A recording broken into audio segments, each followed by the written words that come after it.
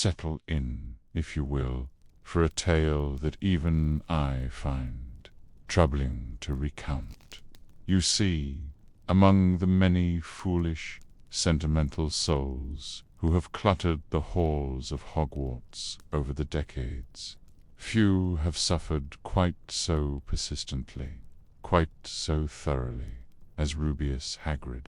Yes, that lumbering half-giant with his ridiculous affection for monsters and his catastrophic inability to keep his mouth shut.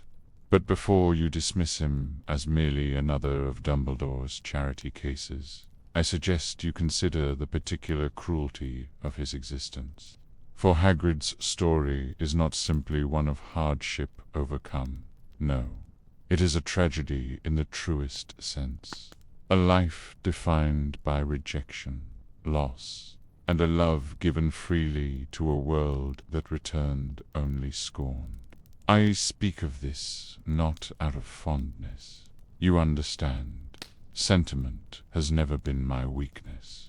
But there is a certain academic interest in examining a life so thoroughly marked by suffering, particularly when that suffering stems not from wickedness or ambition, but from the simple misfortune of being born wrong, too big for the wizarding world, too human for the giants, too simple for his own good, and too kind for his own survival.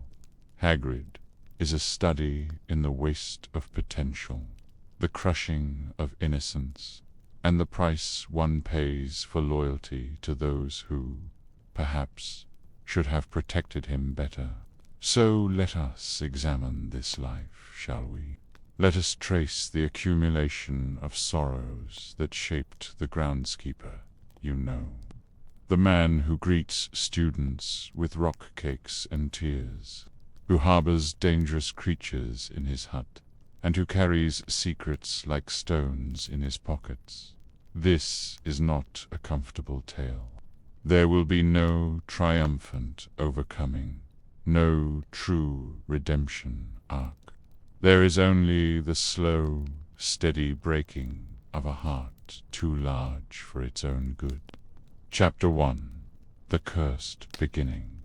Every tragedy requires an origin, and Hagrid's begins before he could possibly remember it.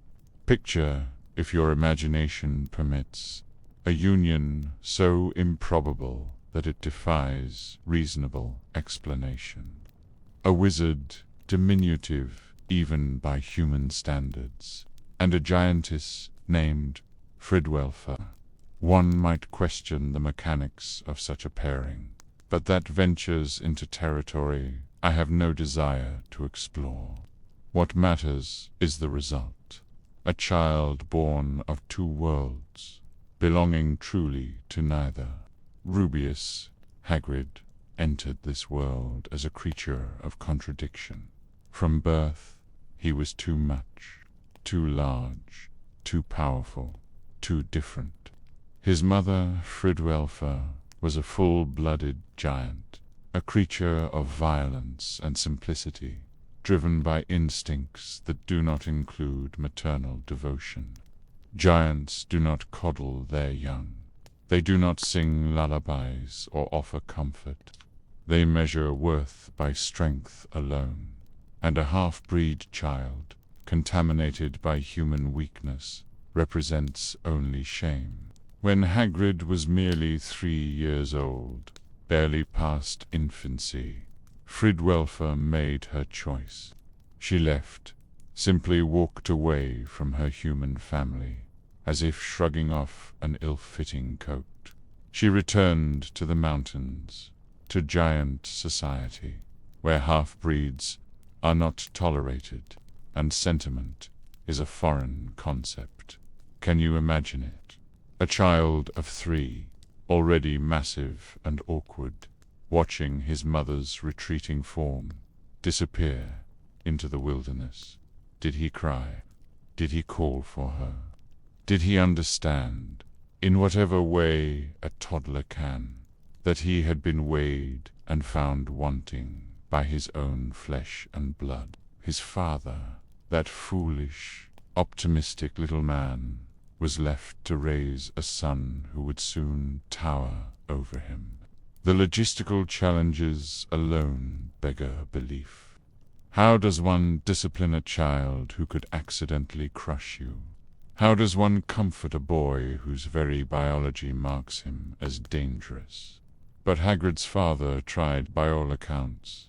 He loved his enormous son, loved him despite the stares, despite the fear in neighbors' eyes, despite the daily reminder that his wife had abandoned them both. This love, however genuine, could not shield Hagrid from the fundamental truth of his existence. He did not fit. In the village, human children kept their distance. Parents hurried their young ones past when Hagrid approached. He was not cruel, not even particularly clumsy for his age, but he was monstrous in size, and fear does not require justification. So Hagrid learned early what it meant to be alone, to carry the mark of otherness in his very bones. When Hagrid received his Hogwarts letter, one can imagine it seemed like salvation. A place where magic was normal, where being different was the standard rather than the exception. For a few years, perhaps, there was hope. He attended classes, made friends, discovered a passion for magical creatures. He had found, it seemed, a place where he might belong. But fate, or perhaps simply the rot at the heart of the wizarding world's prejudices, had other plans. During Hagrid's second year at Hogwarts, his father died, quietly, without fanfare.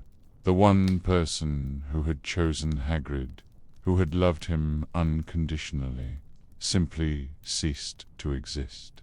The boy was 13, still a child by any measure, now orphaned and alone.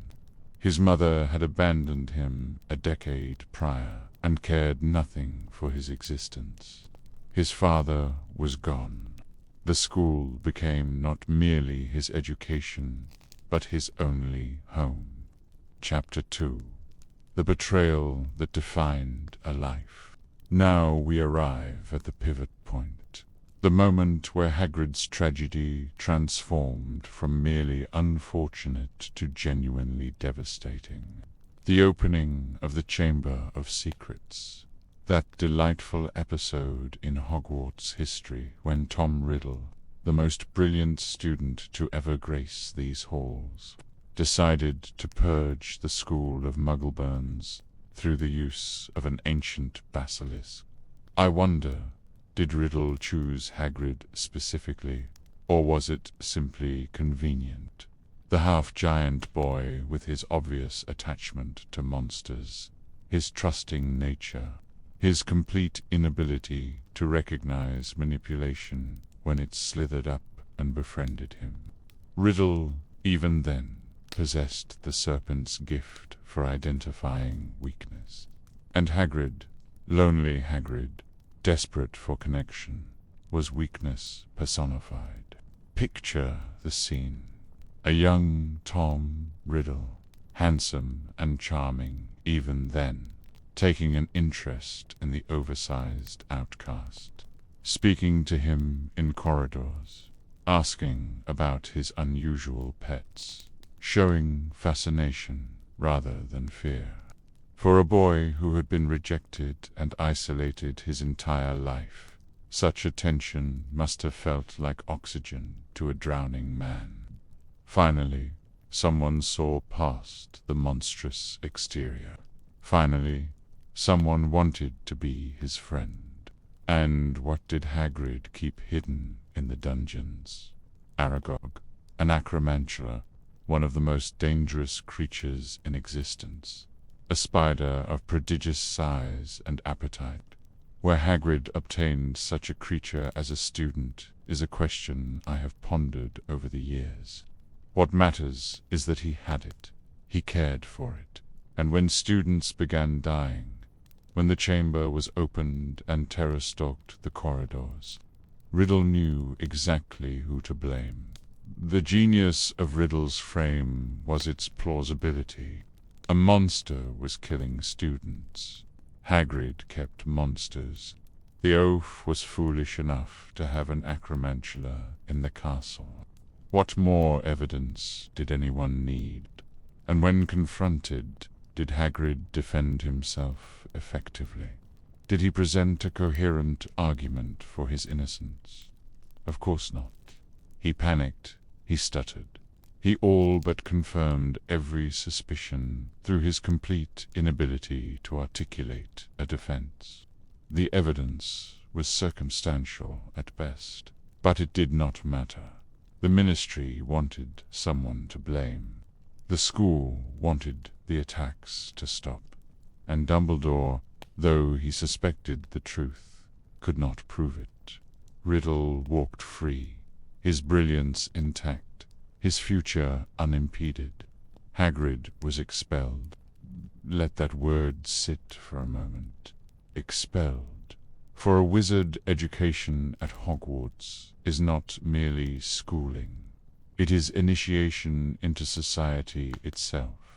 Your wand is your identity. Your completion of education is your passport to participation in the magical world. And Hagrid, at 13 years old, freshly orphaned and falsely accused, had both ripped away from him. They snapped his wand. That is the detail that should haunt anyone with even a modicum of empathy. They took a child's wand, the tool through which he connected to magic itself, and they broke it in half.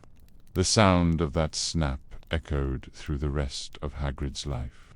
Every spell he could never cast properly, every door closed to him professionally, every sideways glance from wizards who knew he was not truly one of them, all of it traced back to that moment. Hagrid was 13, alone, expelled, branded a murderer, stripped of his wand, barred from ever completing his magical education. What future existed for such a person? What hope could possibly remain? Chapter 3. The Conditional Mercy. Enter Albus Dumbledore, that meddlesome saviour with his twinkling eyes and his convenient capacity to rescue the broken. I have spent decades attempting to pass Dumbledore's true feelings for Hagrid. Was it genuine affection? Guilt over his inability to prove the boy's innocence? Or simply the practical recognition that an exceptionally strong, exceptionally loyal half-giant might prove useful someday? Perhaps it was all three. Dumbledore arranged for Hagrid to remain at Hogwarts as keeper of keys and grounds. A job, certainly. Shelter and purpose. But consider what this truly meant. Hagrid would stay at the school, but not as a student. He would watch other children learn magic while he raked leaves. He would see them progress, graduate, pursue careers and dreams, while he remained forever frozen at 13, his education permanently incomplete. He was given permission to keep his wand, or what remained of it, hidden inside an umbrella. A pink umbrella, no less. That ridiculous prop that allowed him to cast magic surreptitiously, illegally, and with the constant risk of discovery by the Ministry. Every spell he cast was a crime. Every bit of magic was performed in shame and secrecy. A reminder that he existed in Hogwarts on sufferance, not by right. Consider the psychological toll of such an existence. Hagrid lived in a hut on the grounds, not in the castle proper. He ate alone more often than not. He worked while others studied. He was part of Hogwarts, yes, but never truly within it. a perpetual outsider, even in the one place that had claimed to accept him. And what did he do with this half-life? Did he grow bitter? Did he rage against the injustice of his situation? No. Hagrid remained relentlessly, frustratingly loyal. He loved Hogwarts with the desperation of someone who knows they are tolerated rather than treasured. He loved Dumbledore with the devotion of a man who believes he owes someone his entire existence. Perhaps he did. For decades, Hagrid lived this way, year after year, watching students arrive bright-eyed and leave qualified, while he pushed a wheelbarrow across the grounds. He was not unintelligent, despite appearances. He could have been a competent wizard with proper training. He had a genuine gift for understanding magical creatures. But that gift was confined to a hut and the forbidden forest, shared only with beasts who could not judge him. The loneliness must have been extraordinary. Oh, he made friends when he could. He spoke with staff members, helped students who showed him kindness. But at night he returned to his hut alone. No family, no prospects for one. Who would want the half-giant groundskeeper with his criminal record and his broken wand? What wizard woman would risk her reputation to be seen with him? What giantess would accept his human contamination? So Hagrid filled the void with creatures.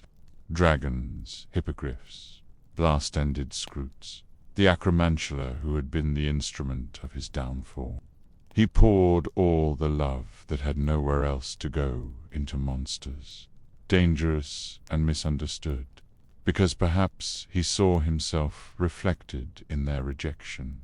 He named them, cared for them, wept over them, and was repeatedly injured by them, because even pain from something you love is better than the alternative emptiness. Chapter 4. The Giant's Heritage. As if Hagrid's isolation were not sufficiently complete, there remained the matter of his giant blood. You must understand, the prejudice against giants in our world is not merely casual dislike. It is visceral, historical, embedded in wizarding culture with the weight of generations. Giants sided with the dark forces. Giants killed wizards for sport. Giants represented everything chaotic and violent that wizarding society defined itself against. Hagrid carried this legacy in his enormous frame. He could not hide it. Every room he entered, he dominated physically, a walking reminder of the threat giants posed. Children flinched when he moved too quickly. Parents complained about his proximity to their precious offspring. The ministry tracked him, suspected him, waited for the inevitable moment when his violent giant nature would emerge. Except it never did. Hagrid was gentle to the point of farce. He cried over dead roosters. He became distraught when creatures were hurt. His capacity for violence existed only in defense of others, never in service of his own interests. But this made no difference. Prejudice does not require evidence. It requires only the idea of threat. When Dumbledore assigned Hagrid the task of visiting the giants, of attempting to recruit them to the Order's cause against Voldemort, it must have seemed like an opportunity. Finally, Hagrid could connect with his mother's people. Finally, he might find acceptance among those who shared his blood. He traveled with Madame Maxime, that elegant half-giant who had initially denied her heritage, and perhaps in her company he allowed himself to hope. The reality was predictably brutal.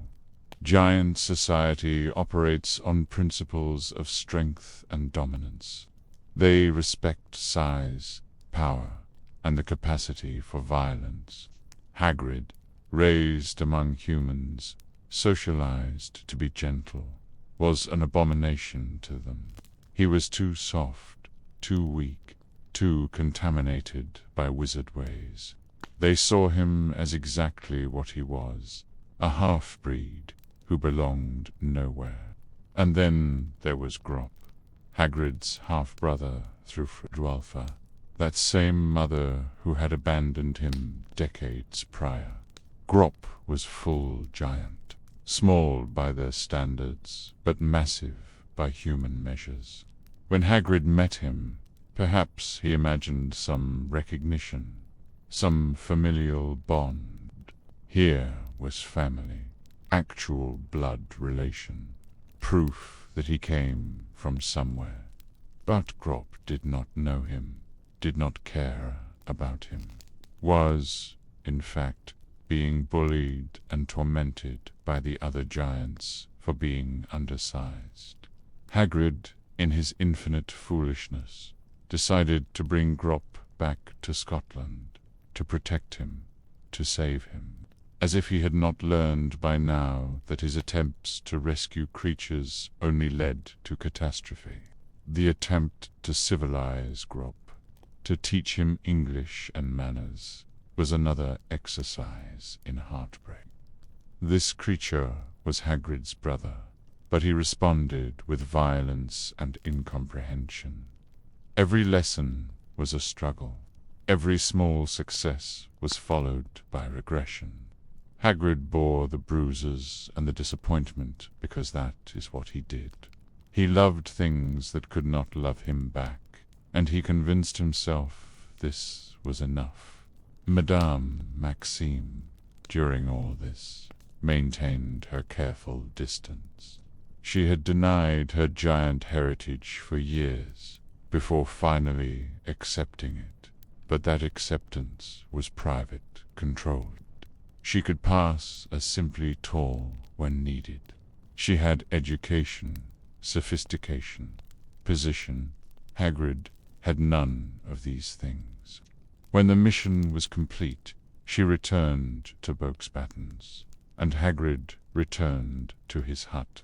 Whatever brief connection they had shared dissolved in the face of practical reality. Chapter 5. The Weight of Ministry Persecution. As if Hagrid's existence were not sufficiently burdened, there came Dolores Umbridge, that woman, that particular breed of petty tyrant who wields bureaucratic power like a blade, identified Hagrid immediately as a target worthy of destruction. She despised half-breeds on principle. She believed Hogwarts had become too lenient, too accepting of creatures that threatened proper wizarding society.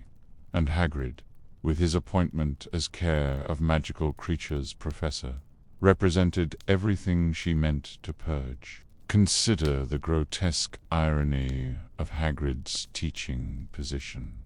After decades of being denied education, after living with a broken wand and broken dreams, Dumbledore finally gave him a professorship. It was recognition, validation, proof that his knowledge and passion mattered. Hagrid approached teaching with the same overwhelming enthusiasm he applied to everything else. He wanted to share his love of creatures. He wanted students to see the beauty in beings others feared. But Hagrid was not a good teacher. This is not cruelty, but simple observation. He lacked formal training in pedagogy. His judgment regarding danger was notoriously poor. He introduced students to blast-ended scroots, creatures so dangerous and experimental they should never have been near children. He took genuine pride in presenting increasingly hazardous specimens, believing he was honoring students by assuming they could handle the challenge. Students complained, parents complained, and Umbridge, that smile fixed to her toad-like face, attended his classes with her clipboard and her delighted anticipation of failure. She documented every stumble, every poorly explained lesson, every moment of student fear. She built a case for his removal with bureaucratic precision. The inspections were humiliating. Picture Hagrid, huge and awkward, attempting to teach while that woman sat in the back row, making notes, asking pointed questions designed to expose his lack of formal education. Every gap in his knowledge, every grammatical error, every moment where his confidence faltered, she recorded it all. She was not evaluating him as a teacher. She was gathering ammunition. Hagrid knew what was happening. He was not so foolish as to miss the intent behind those inspections. But what could he do? Resign. That would be admitting defeat, confirming that he never deserved the position. Fight back. He had no political power, no allies in the ministry. He could only endure showing up to teach classes where half the students were terrified and the other half were complaining to their parents about the dangerous half-breed instructor. The campaign to remove him extended beyond the classroom. Umbridge made it known she was investigating all part-human members of the staff. She questioned his right to carry a wand, even secretly. She implied he was dangerous, unstable, likely to snap and attack students when his giant blood overwhelmed his tenuous human reason. This was not hidden persecution. It was public, calculated to make him understand he was not wanted. And through it all, Hagrid continued, he showed up. He taught his classes, however imperfectly. He cared for the creatures. He maintained the grounds. Because what else could he do? Where else could he go? Hogwarts was not just his workplace. It was his home, his identity, the only place in the world that had given him purpose. To leave would be to admit he belonged nowhere at all. Chapter 6. The Unending Isolation. Let us speak plainly about Hagrid's personal life, or rather, the devastating absence of one. The man lived alone in a hut for over 50 years. 50 years of returning each evening to the same small space, the same fire, the same lack of human company. Do you comprehend what that does to a person? The slow erosion of hope that anyone will ever choose to share your life. Hagrid was not asexual or aromantic by any indication. He felt attraction. He longed for companionship. His brief infatuation with Madame Maxime made that abundantly clear. But what options existed for him, realistically? The pool of potential partners for a half-giant with a criminal record and no proper education is rather limited. Wizard women of his approximate age would have been raised with the same prejudices as everyone else. Giants were dangerous. Half-breeds were not to be trusted. And even if individual women might overcome such prejudice, the social cost of being seen with Hagrid would be considerable. Your friends would question your judgment. Your family would express concern. You would be marked as someone with poor taste, low standards, someone desperate enough to accept a half-breed. Giantesses were no better an option. Leaving aside the logistical complications, female giants valued strength and dominance. Hagrid's human half made him weak in their eyes. His gentle nature marked him as pathetic. He would be no more acceptable to giant society than he was to wizards. So Hagrid remained alone. He channeled all his capacity for affection into his creatures, those dangerous pets that required constant care. When his dog Fang was injured, Hagrid wept. When Aragog died, old and blind in the Forbidden Forest, Hagrid mourned as if he had lost a family member, because in every way that mattered, he had. These creatures were the closest thing to family Hagrid possessed. The tragedy deepened when you consider how thoroughly Hagrid could love. When he was given custody of Harry as an infant, tasked with delivering the orphaned child to the Dursleys, he wept over the boy. He felt immediate, profound affection for that baby who had lost everything. Years later, when Harry arrived at Hogwarts, Hagrid adopted him as a sort of surrogate son, worrying over him, checking on him, offering what clumsy comfort and support he could manage. But Harry could not fill the void in Hagrid's life any more than a visiting nephew can replace the family one never had.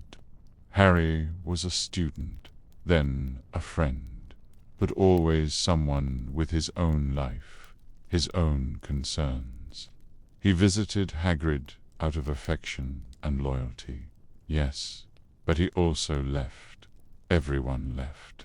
They came to the hut for tea, stayed for an hour or an evening, and then returned to their dormitories, their common rooms, their communities of peers. Hagrid remained behind, always remaining behind, waiting for the next visit, the next brief respite from solitude. His hut smelled of dog and smoke and loneliness. His table was sized for him alone because who else would sit there regularly?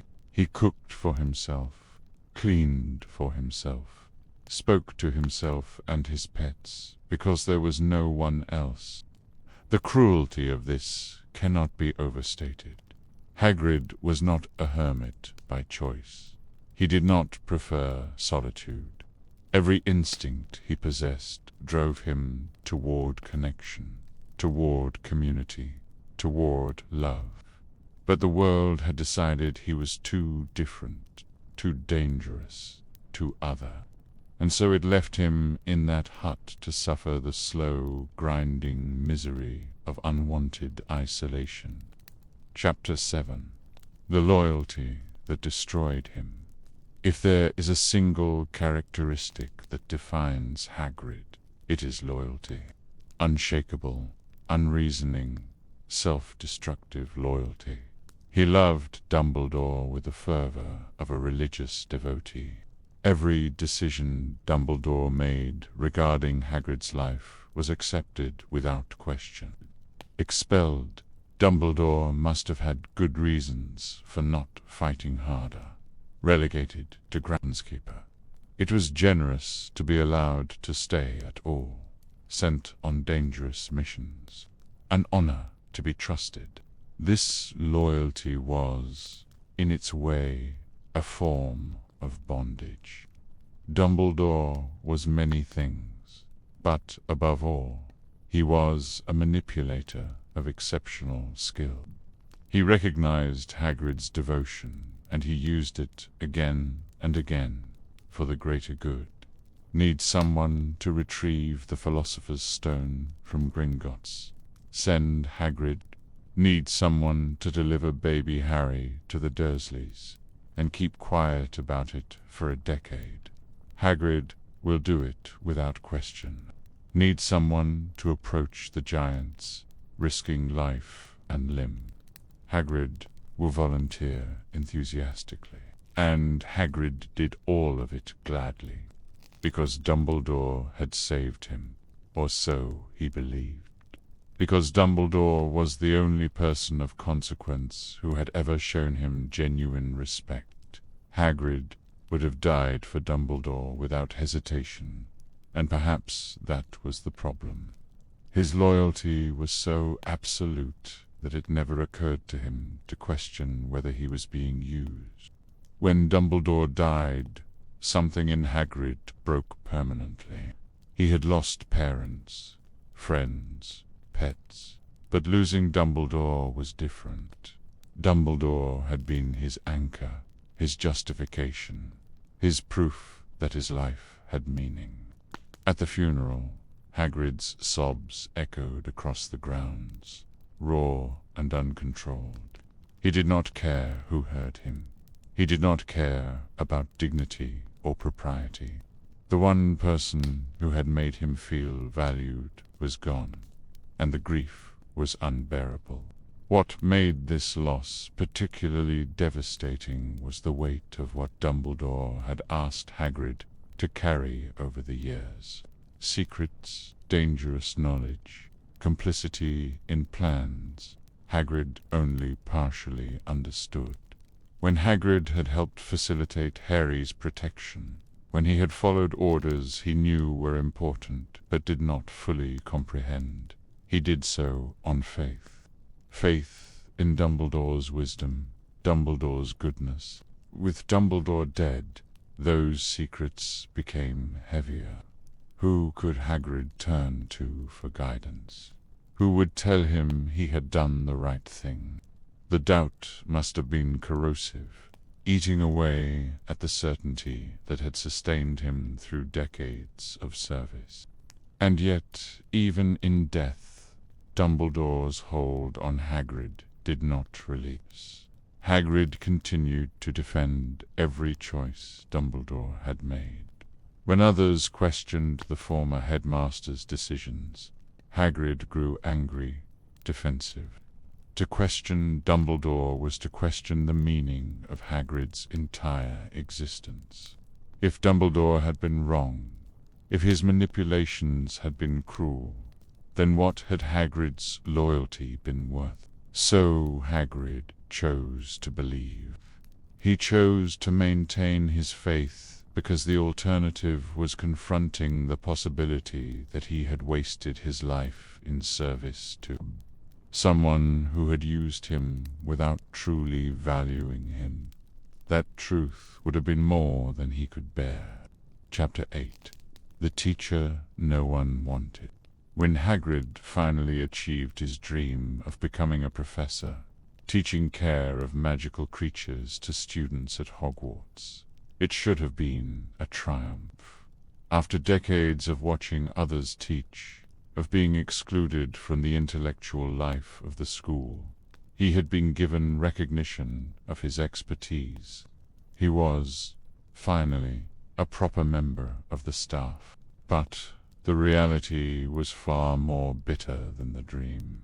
From the moment Hagrid began teaching, it was clear he was out of his depth. Not because he lacked knowledge about creatures. His understanding of magical beasts was genuinely encyclopedic. But knowing a subject and being able to teach it are entirely different skills, and Hagrid possessed only the former. His lessons were chaotic. He lacked the ability to structure information clearly. He assumed students shared his fearlessness around dangerous creatures, a catastrophically poor assumption. He took personally every student's fear or reluctance, interpreting it as rejection rather than reasonable caution. When students complained about his class, Hagrid retreated into hurt feelings rather than addressing the pedagogical problems. The introduction of Blastended Scroots remains one of the most baffling teaching decisions in Hogwarts history. These creatures, illegal hybrids of manticores and fire crabs, were dangerous, experimental, and thoroughly unsuitable for classroom use. Students were burned, stung, and terrified. Parents justifiably complained, and Hagrid, hurt by the criticism, doubled down rather than acknowledging the problem. This was the pattern throughout his teaching career. Present something dangerous, become defensive when students react with fear, interpret criticism as persecution, refuse to modify approach. The students who thrived in his class were those like Harry, Hermione, and Ron, who cared about Hagrid personally and made efforts to engage despite their concerns. But most students simply endured his classes, counting the minutes until they could escape to something less likely to maim them. The truly painful aspect of Hagrid's failure as a teacher was his desperate desire to succeed. He wanted so badly to be good at this. He prepared lessons enthusiastically. He sought out increasingly impressive creatures to show his students. He believed genuinely that he was sharing something valuable. When students remained unimpressed or frightened, the rejection cut him deeply. Watching Hagrid teach was watching someone realize, slowly and painfully, that wanting something badly is not enough. His lack of formal education betrayed him constantly. He could not articulate concepts clearly. He struggled with anything requiring written work. His grasp of theory was minimal. He was, in essence, trying to teach a subject for which he had never received proper training, and it showed. The students knew it. The other professors knew it. Even Hagrid, in his more honest moments, must have known it. But admitting failure would mean giving up the one professional achievement of his life. So he persisted, growing more defensive and isolated with each passing term. The professorship that should have validated him became another source of pain, another reminder that he did not quite fit anywhere. Chapter 9. The accumulation of losses. Death is a frequent visitor in any long life. But for Hagrid, loss was not merely frequent but definitively cruel.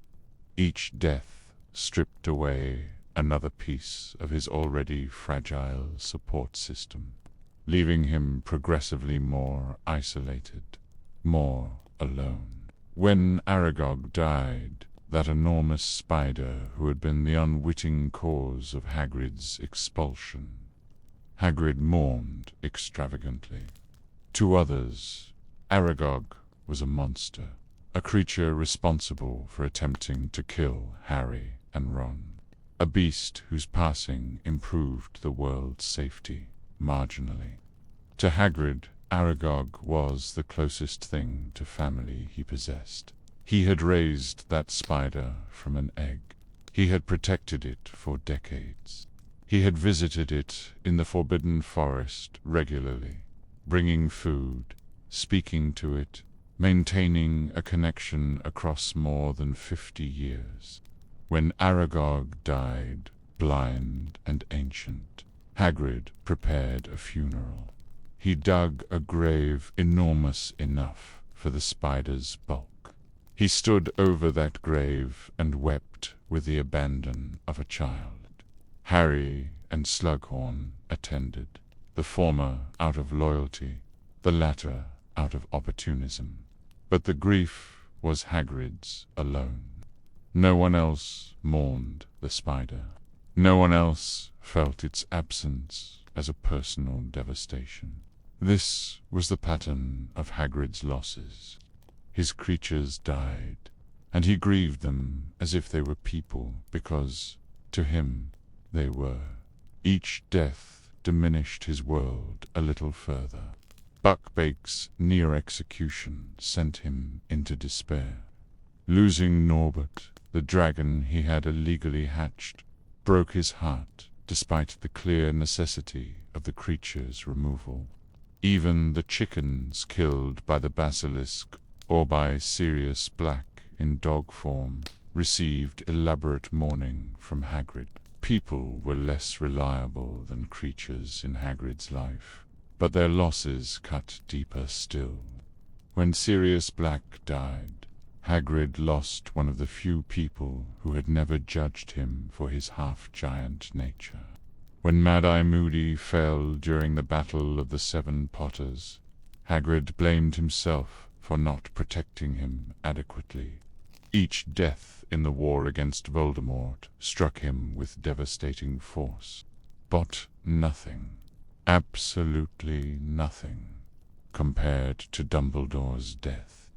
That loss was existential. Dumbledore had not merely been a friend or employer. He had been Hagrid's entire justification for existence. Every choice Hagrid had made for 50 years had been in service to Dumbledore's vision. Every hardship had been bearable because Dumbledore had asked him to bear it. When Snape killed Dumbledore atop the astronomy tower, a part of Hagrid died as well. The grief was not merely for the loss of a person, but for the shattering of a worldview. Hagrid had believed absolutely in Dumbledore's plan, in his wisdom, in his fundamental goodness.